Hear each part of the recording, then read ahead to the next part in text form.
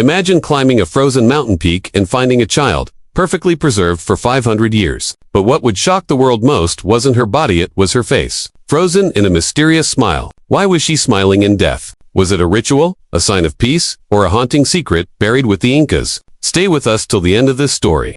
And don't forget to subscribe to our channel for more unbelievable hidden histories that will leave you speechless. In the frozen peaks of the Andes Mountains, where the air is thin and silence stretches endlessly, a discovery shocked the world. High above the clouds, archaeologists uncovered something so haunting, so mesmerizing, that it forever changed the way we understand life, death, and the rituals of an ancient civilization. It was the body of a child, but not like any other body history had ever revealed. This child, perfectly preserved, looked as though she had merely drifted into sleep. Her skin, her hair, her tiny hands, and most chilling of all, her face remained intact, as if she were only resting. Yet what disturbed researchers the most was not the fact that she was preserved for centuries, but that her lips curled into the faintest trace of a smile. A mummified child, buried half a millennium ago, looking as though death had frozen her in a moment of strange serenity. This was no ordinary archaeological find. This was a mystery wrapped in beauty, tragedy, and ritual. And it all began with the ancient empire of the Incas.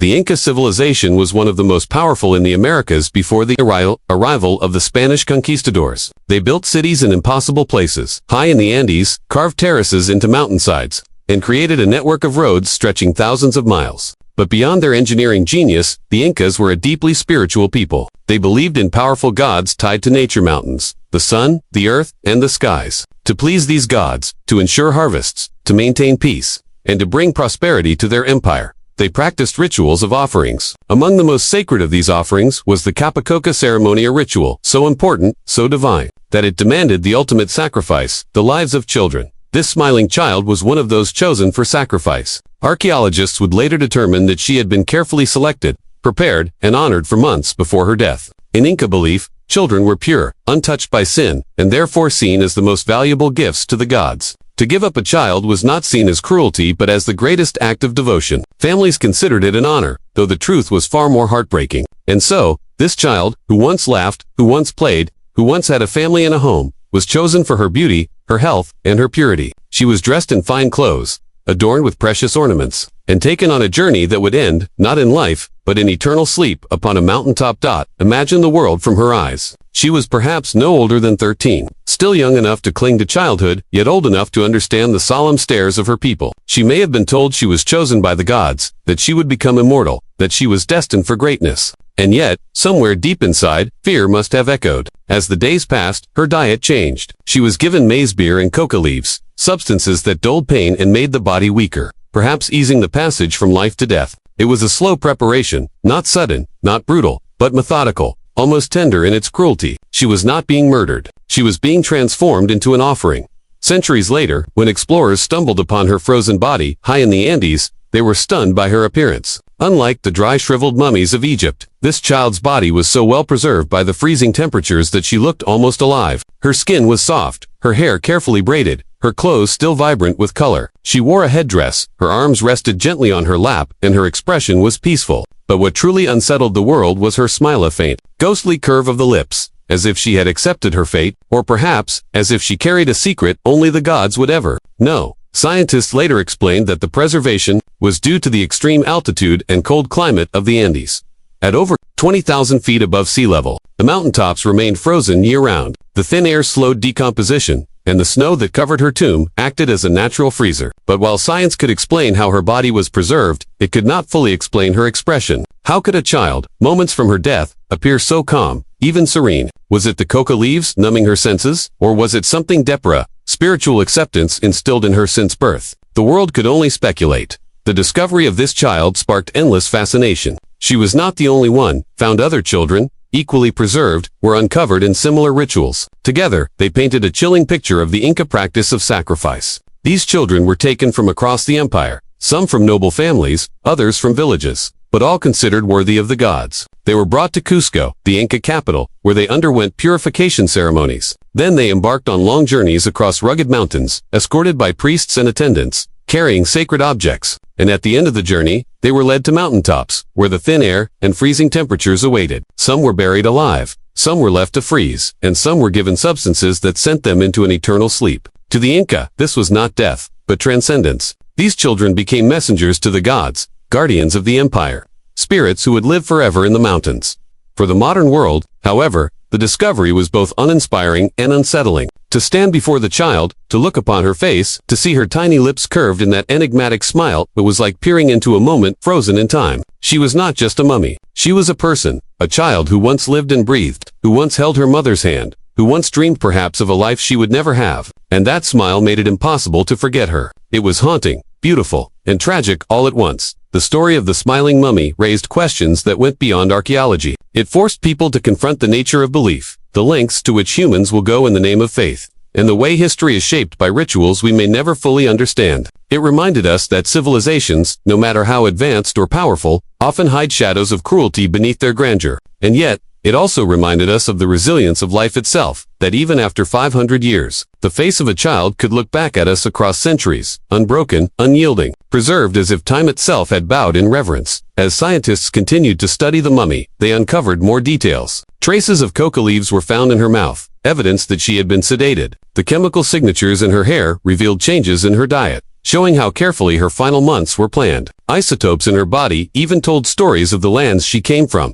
the journey she undertook, the rituals that surrounded her. Every detail, every discovery, was like peeling back layers of a story that had remained hidden for half a millennium. And with every revelation, her smile grew more mysterious, more profound. The frozen child of the Andes became more than just an archaeological marvel. She became a symbol, a reminder of humanity's capacity for devotion, sacrifice, and tragedy. She reminded us that history is not just about kings and empires, but about individuals, about the lives of those whose names we may never know, but whose stories still echo. Her smile became a bridge between worlds, the world of the living and the world of the dead, the world of the ancient and the world of the modern. And as her story spread, millions around the globe gazed at her image, unable to look away, haunted by the question, what does it mean to smile in the face of death? This was only the beginning of the journey to understand her. Her smile was not just an expression, it was a mystery that would lead scientists, historians, and storytellers deeper into the world of the Incas, into the rituals of sacrifice, into the beliefs that shaped one of the greatest empires of the ancient world.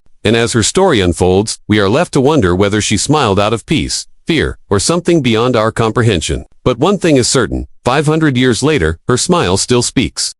When the archaeologists first uncovered the tomb high in the Andes, they could barely believe their eyes. The body of the child sat as though she had only recently been placed there, her delicate frame wrapped in textiles that still held traces of vibrant red, yellow, and brown. Her braided hair glistened with the faint frost of centuries. Snow had been her blanket, ice had been her coffin, and the mountain itself had become her guardian. She had been resting in silence for 500 years until the world came calling again. To the scientists who discovered her, it was like meeting a ghost who had refused to fade away. And yet, the more they studied her, the more they realized that this little girl's story was not one of simple tragedy, it was part of a ritual that had been carefully orchestrated by one of history's most sophisticated civilizations, the Inca Empire. To understand why this child ended up on a frozen mountaintop, one must first understand the Inca world, stretching across modern-day Peru, Chile, Bolivia, and Ecuador. The Inca Empire was a kingdom of staggering power and discipline. At its height, it ruled over 12 million people, weaving together dozens of cultures under one system of governance. The Inca ruler, the Sapa Inca, was seen not just as a king but as a divine being, a son of the sun god Inti. His word was law, his rule unquestioned, and his power extended into every household of his vast empire. Religion was the glue that held this world together, and rituals were the language through which the people spoke to the gods. For the Incas' life was a constant negotiation with the forces of nature, and sacrifices were their most sacred form of communication. The ritual known as Cupacoca was one of the most important ceremonies of all. It was not performed often, it was reserved for moments of great significance: the death of an emperor, the birth of a royal child, a natural disaster, or the need to ensure fertile lands and good harvests. The Cupacoca sacrifice was a covenant between the Incas and the gods, an offering of purity, devotion, and life itself. And in this sacred exchange, children were the chosen vessels. They were believed to be the most pleasing gifts to the deities because of their innocence and their lack of corruption. When a child was selected, their family did not resist. To resist was to defy the gods, and to give a child was to be honored by the empire. And so, while outsiders today see tragedy and cruelty, the Incas saw glory and duty. The girl found smiling was one of these chosen. Her journey began long before she reached her final resting place. Evidence from her hair and body showed she lived a normal life until the moment she was selected. Then, everything changed. she was brought into the care of priests, who began preparing her for her destiny. This preparation could last for months, even years. Her diet shifted dramatically from ordinary village food to rich meals of maize, meat, and special drinks. She was clothed in fine garments woven from alpaca wool, adorned with feathers and silver pins. Dressed not as a child, but as a sacred bride for the gods. The priests ensured she was calm, docile, and ready for the final moment. Coca leaves were placed in her mouth, not only to numb fear and hunger, but also to elevate her spiritual state. Chicha, a powerful maize buyer, was given to dull her senses further. Slowly, her mind and body were transformed, until she was ready for the pilgrimage. This pilgrimage was a journey unlike any other. Imagine a caravan of priests, attendants, and soldiers leading the child across mountain passes that touched the sky. The Andes were unforgiving thin air, freezing winds, and paths that clung to cliffsides. But this was not a journey of suffering. It was a ceremonial procession. Along the way, rituals were performed, songs were sung, and the child was treated with reverence. She was not seen as doomed. She was seen as ascending. The Incas believed she was traveling to meet the gods, to live among them forever. Each step of the journey was another step into immortality. Her family may have wept, her village may have mourned, but in the eyes of the priests, she was already more than human.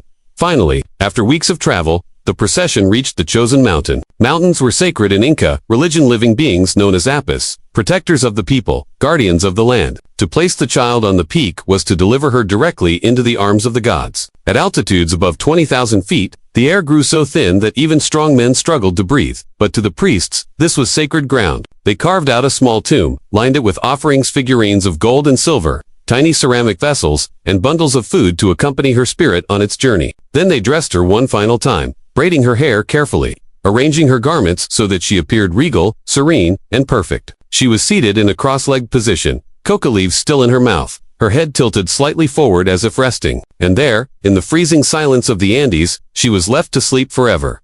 The moment of death was not brutal. The coca and alcohol dulled her senses, perhaps even made her drowsy. The cold of the mountain did the rest. She would have slipped into unconsciousness, her body slowly shutting down in the frost. And as the snow fell and the winds howled, she drifted away, not in agony, but in silence. When the world finally saw her again 500 years later, her lips curved into that faint smile, as if frozen in a final moment of peace.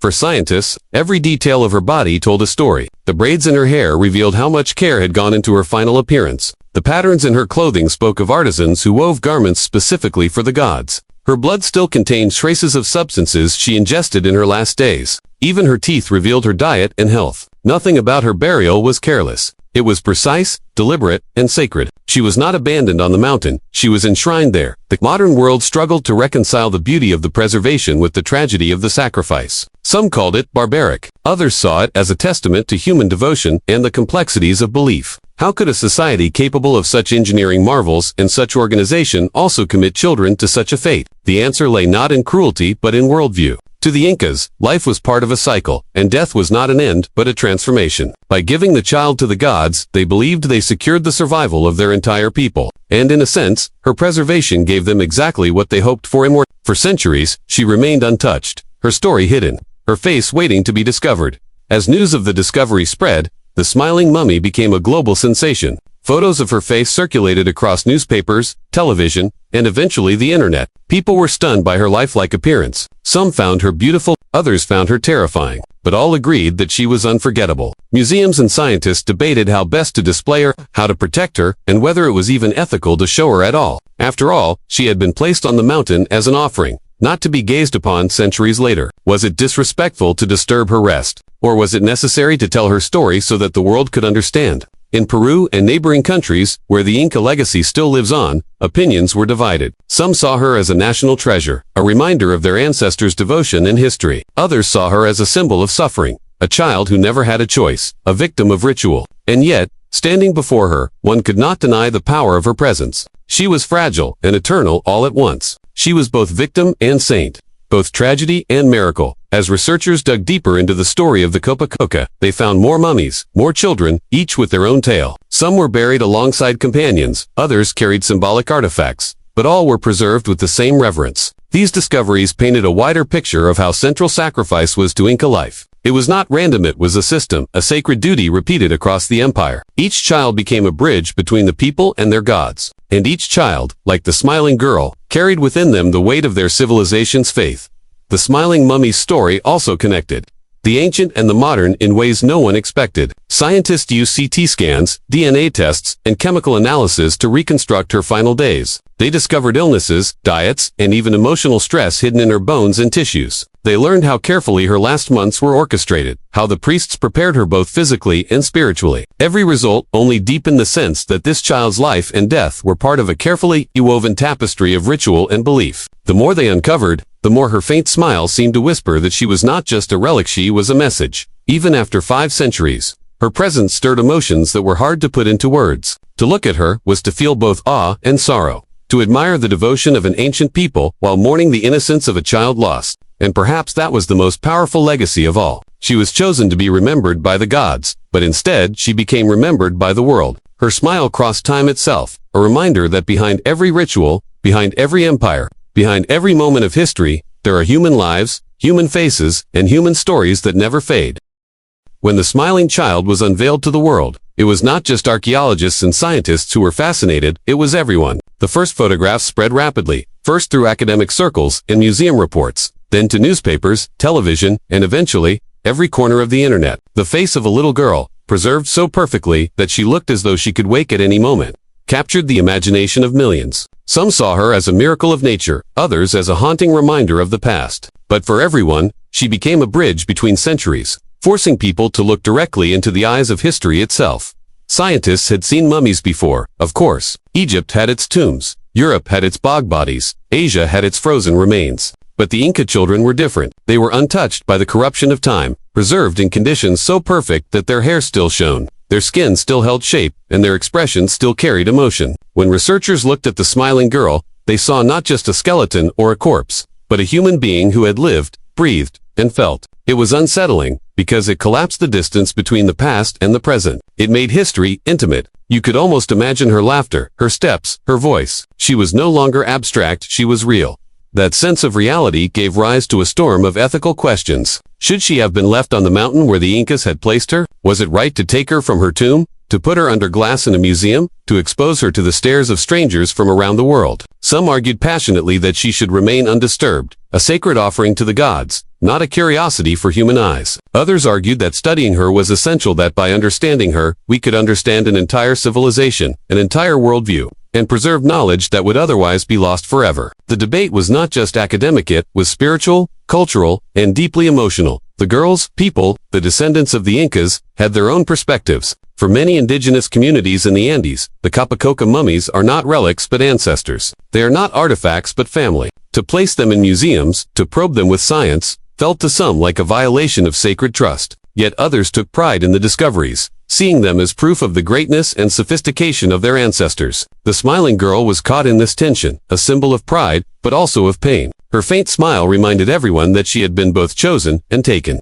honored and sacrificed. Meanwhile, scientists pressed forward, using every tool available to peel back the layers of her story. CT scans revealed that her organs were intact, showing no signs of trauma or violence. There were no broken bones, no cuts, no wounds. Her death had come peacefully, likely from the combination of coca, alcohol, and the extreme cold of the mountain. Her lungs and brain still carried microscopic details that could be studied under modern equipment. DNA analysis provided clues about her ancestry, linking her to communities across the Andean highlands. Isotope analysis of her hair revealed shifts in her diet, clear evidence of her transformation from a village child into a sacrificial offering. Each test painted another stroke in the portrait of her final days. What made her especially compelling was that smile. Scientists debated endlessly about what caused it. Was it simply the way her lips froze in the cold? Was it an accident of preservation, a trick of nature? Or was it deliberate, carefully arranged by the priests who placed her in the tomb, ensuring she would appear serene for eternity? The truth may never be known, but the effect was undeniable. Her smile gave her an eerie vitality, as if she were not entirely gone, as if a part of her still lingered. Watching the people who now gazed upon her. The global fascination with the smiling mummy also revealed something profound about humanity's relationship with death. Modern societies often hide death away, pushing it into hospitals, funeral homes, and cemeteries, avoiding its presence in everyday life. But in the Inca world, death was not hidden, it was embraced, ritualized, and honored. The child's sacrifice was not seen as cruelty, but as a gift, a transformation into something divine. Her smile, in that context, may not have been tragic at all, it may have been victorious. The expression of a child chosen for immortality. Yet, in the eyes of modern viewers, that same smile became haunting, a reminder of innocence lost. Two worlds, separated by centuries, collided in the curve of her lips. As more Copacoca mummies were studied, a pattern emerged. Each child carried with them tokens of their culture: teeny statues of llamas, vessels of food, ornaments of gold and silver. These were not casual burials. They were deliberate, symbolic, and sacred. The smiling girl, for instance, was found with artifacts that marked her as an elite offering, chosen not randomly but carefully. Some children were accompanied by guardians of their children who died beside them,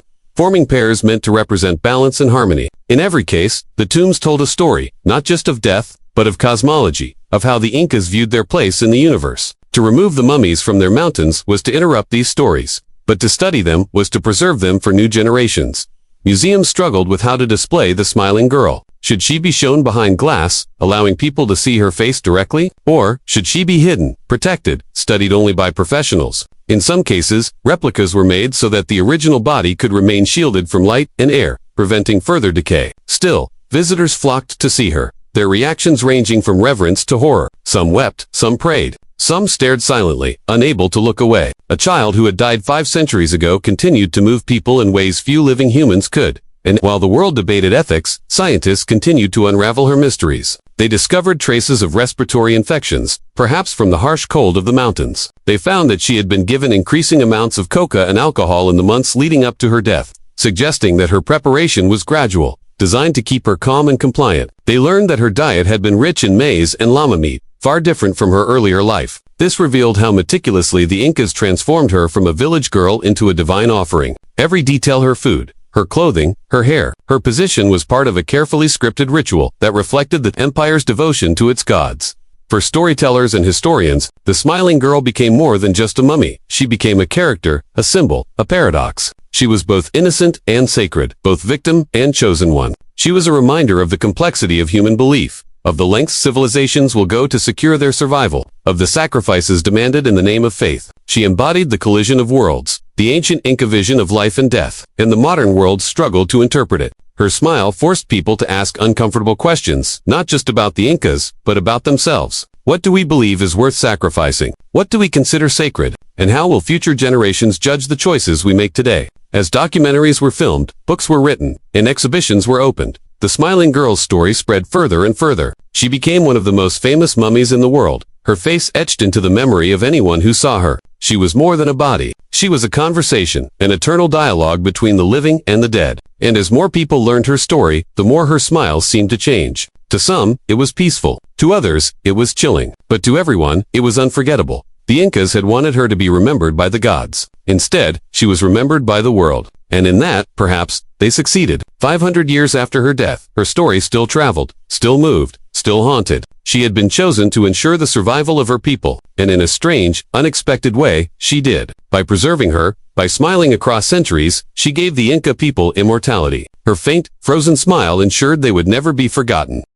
As the years passed after her discovery, the smiling child did not fade into obscurity. Instead, her presence grew stronger, echoing through time and reaching places far beyond the Andes. What began as an archaeological find transformed into a global story. She became a symbol of mystery, faith, and the fragile thread that connects life and death. People who had never set foot in Peru or studied the Incas found themselves drawn to her story, captivated by the frozen smile of a child who should have been lost to history forever. Her display in museums became both a marvel and a controversy. On one hand, the chance to look upon a perfectly preserved Inca child gave visitors an emotional connection to a culture that might otherwise seem distant and abstract. Seeing her in person was not like reading a book or looking at ruins. It was like standing face to face with the past. Parents brought their children, teachers brought students, and countless travelers stood silently before her, some in awe, others in unease. There was a stillness in the room, a sense of reverence, as if people were in the presence of something both sacred and fragile. Many described the moment as unforgettable, a haunting memory that lingered long after they left. But on the other hand, critics raised questions that grew louder over time. Was it right to display a child's body for public viewing? Did the Incas intend for her to be worshipped on a mountaintop for eternity, not stared at by thousands of strangers? Indigenous leaders called for her to be treated not as an exhibit, but as an ancestor. To them, she was not a scientific specimen but a family member whose dignity deserved protection. The debate reached governments, cultural institutions, and international organizations. The smiling girl had become more than just history. She had become part of modern moral reflection. Despite the debate, the scientific work continued. New technologies allowed researchers to study her in ways that had been impossible just decades earlier. DNA sequencing revealed not only her genetic makeup but also her connections to living communities in the Andes. The results were stunning. Modern-day Quechua and Aymara people were linked directly to her bloodline. Suddenly, the story was not just about the distant past, it was about families alive today who could trace their roots to her. Some found pride in this connection, feeling that her sacrifice carried meaning across centuries. Others felt sadness, imagining the pain of ancestors who gave up their children to the gods. The smiling child was not only a figure of the past, she was family to many in the present. Scientists also uncovered new details about her health. Scans showed she suffered from a lung infection, possibly pneumonia, in her final days. This discovery painted her not as a perfectly healthy chosen child, but as a little girl who might have been struggling, coughing in the thin mountain air as she was carried higher and higher. It was a heartbreaking revelation. Her serene smile suddenly seemed more tragic, a mask of peace hiding the quiet suffering of her final days. It deepened the emotional impact of her story, reminding people that she had been human, fragile, and vulnerable. The smile itself became the center of endless interpretations. Artists painted it, poets wrote about it, filmmakers explored it. Some claimed it was a natural result of the cold preservation, that her lips had simply frozen in place. Others believed it was intentional, arranged by Inca priests to ensure she carried the look of calm acceptance into the afterlife. And still others wondered if it might have been her true final expression, perhaps comforted by rituals, music, or the belief that she was stepping into a higher destiny. The ambiguity gave her smile power, because it allowed each person to see what they wanted in it: peace, sadness, mystery, or even defiance. Beyond museums and laboratories, her story also changed how people viewed the Incas themselves. For centuries, much of Inca history had been told through the eyes of Spanish conquerors who destroyed their empire. But the smiling girl's existence forced the world to listen to the Incas on their own terms. Her preservation, her rituals, her clothing, and the artifacts found with her spoke directly of a civilization that valued spirituality, order, and devotion. She was a voice from the past, telling her own story without needing words. In that way, she restored dignity to a people whose voices had long been silenced by conquest, documentaries, and television.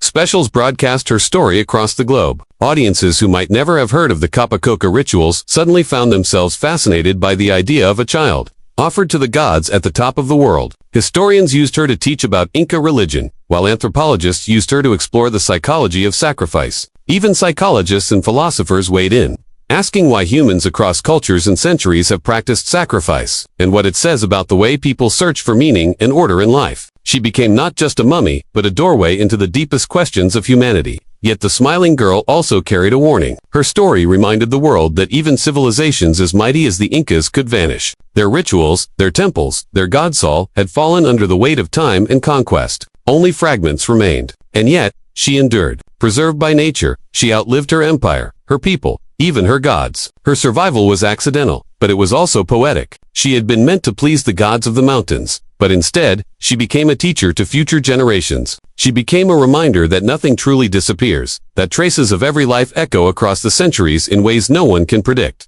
The impact of her discovery rippled far beyond archaeology. Writers described her as the sleeping angel of the Andes.